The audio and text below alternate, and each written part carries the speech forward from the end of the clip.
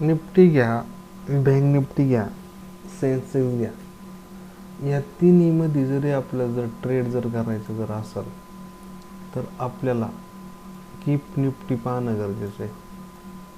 Gift Nifty पाहूनच आपण त्याच्यामध्ये ट्रेडिंग केली पाहिजे, कारण की गिफ्ट निफ्टीचा हा टायमिंग ज्यादा आहे. निफ्टी, बँक निफ्टी, सेन्सेक्स आणि भारतातले कोणतेही जरी स्टॉकचा आपण जर टायमिंग जर बघितला 9:15 ते 3:30 हा टायमिंग आहे. तर आपण जर 1 महिन्याची टाईम फ्रेम आता पाहतोय, आपण जर बघितलं तर ही 1 महिन्याची टाईम फ्रेम आहे. तर 1 महिन्याच्या टाईम फ्रेम काय सांगते ते आपल्याला पाहणं गरजेचं आहे. मग आपण जर इथं जर बघितलं तर मार्केटचा ट्रेंड हा अप ट्रेंडच आहे असं आपल्याला दिसून येतं. इथून पाहिलं तर इथून मार्केट वरती गेलं, हा पॉईंट त्यांनी ब्रेक केला, त्याच्यानंतर पुन्हा इथं आलं, पुन्हा वरती गेलं, हा पॉईंट ब्रेक केला, इथं असं साईडवेज झालं आणि त्यानंतर पुन्हा वर गेलं, परत या परिसरातून खाली आलं, पुन्हा वर, पुन्हा खाली, पुन्हा वर. तर मार्केटला खाली तर यायचं आहे, म्हणजे मार्केट फार तर आलं तर कुठं येऊ शकतं. आपण जरी विचार जर केला तर मार्केट पुन्हा एकदा ह्या परिसरात येऊ शकतं.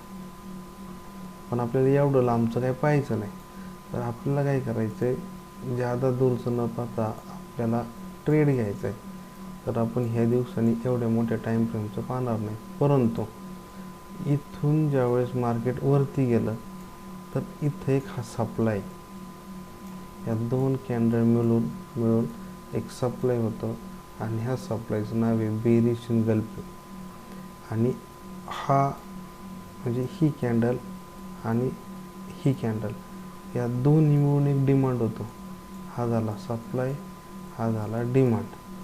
आणि इथून ज्यावेळेस मार्केट वरती गेलं तर हा सप्लाय ब्रेक झालेला आपल्याला दिसतो. मग हा जो एरिया जर आपण जर बघितला, ह्याला म्हणलं जातं बेरिश इनगल्फिंग पॅटर्न, याला म्हणलं जातं बुलिश हरामी कॅन्डलस्टिक पॅटर्न. महत्त्वाचे 6 कॅन्डलस्टिक पॅटर्न आहेत, ते आपल्याला पाठ असणं गरजेचं आहे. बरं, आपण बघितलं तर इथून मार्केट वरती गेलेलं आहे. बरं, आपण काय केलो, ह्याला एक ड्रॉ करू या पद्धतीने. इथून असं, इथून जर आपण इथून जर असं आपण ड्रॉ केलं, पण आता आपल्याला ड्रॉ कुठून करायचं आहे, याच्यातून ड्रॉ करायचं आहे. इथून या पद्धतीने ड्रॉ केलं, त्याच्यानंतर आपण वरच्या बाजूला एक लाईन टाकली. वरच्या बाजूला लाईन टाकल्यानंतर आपल्याला याचा सेंटर पॉईंट काढायचा आहे. सेंटर पॉईंट काढल्यानंतर ह्याच्यामधला जो भाग आहे तो आपण ड्रॉ केला. त्याच्यानंतर हा पुन्हा आपण डिलीट केला. मधल्या भागाला इक्विलिब्रियम असं म्हणलं जातं. आपण तो पिवळा कलर हिशोबाने ठेवला. त्यानंतर 1 आठवड्यावरती गेलो. आता 1 आठवड्यावरती आपल्याला ट्रेंड पाहणं गरजेचं आहे. इथून जर बघितला, कारण की हा डिमांडचा एरिया आहे 1 महिन्याचा. मग आपण जर इथं जर बघितलं, इथून मार्केटवर गेलं, पुन्हा खाली आलं, पुन्हा वरती गेलं, पुन्हा खाली आलं, तर इथलचा जो सप्लाय झोन आहे हा एक सप्लाय.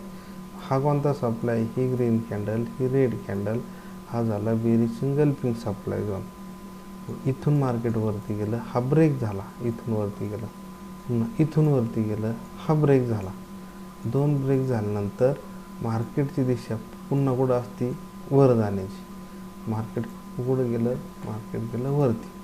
पण इथपर्यंत झालं.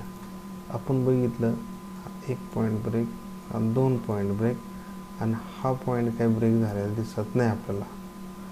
म्हणजे जशी ही ग्रीन क्लोज झाली आणि ही पण क्लोज झाली ह्या पॉईंटच्या वरती, तसं ह्या पॉईंटच्या वरची ही ग्रीन क्लोज झाली, ही जरी रेड असली, ह्या पॉईंटच्या वरतीच क्लोजिंग आहे. इथून मार्केट खाली आलं, पुन्हा वरती गेलं, हा काय ब्रेक झालेला नाही आहे.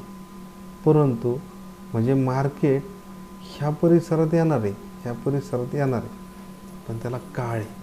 मग आपल्याला जर ट्रेड घ्यायचंच म्हणलं तर आपण जर 1 दिवसावर जर गेलो, 1 दिवसावर जाऊन जर आपण जर बघितलं, आता आपण काय करणार आहे, एकदा ट्रेड घेतल्यानंतर स्विंग ट्रेड घेणार, 15 दिवसाची पुढची एक्सपायरी ठेवून आपण घेणार, म्हणजे घेऊ शकतो, आपल्याला फक्त अभ्यासासाठी बघायचे.